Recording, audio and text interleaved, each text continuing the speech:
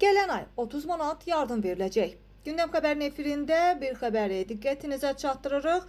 Milli Azad istinadən xəbər veririk ki, 3 dekabr beynəlxalq əlilliyi olan şəxslər günü ilə əlaqədar Azərbaycanda əlilliyi olan şəxslərə bir dəfəlik yardım veriləcək və yardımın məbləği isə 30 manat olacaq. Yardımın dekabr ayında verilməsi nəzərdə tutulur. Bəs bir dəfəlik yardımı necə əldə eləmək olar? Qeyd eləyək ki, əlilliyi olan vətəndaşlar müraciət üçün Sosial Xidmətlər Agentliyinin filiallarına yaxınlaşa və ya şəxsiyyət vəsiqəsinin surəti və əlilliyi təsdiq edən sənədin əlavə olunduğu ərizələrini agentliyin sxa@sosial.gov.az elektron ünvanına göndərə bilərlər. Xatırladaq ki, sözü gedən maddi yardımla bağlı müraciətlərə növbəllik qaydasında baxılacaq. Qeyd eləyək ki, 1992-ci ildə BMT Baş Assambleyasının qəbul etdiyi bəyannaməyə görə 3 dekabr əlilliyi olan insanların beynəlxalq günü kimi qəbul olunur, qeyd edilir və BMT üzvü olan digər ölkələr kimi bu tarix Azərbaycanda da qeyd olunur.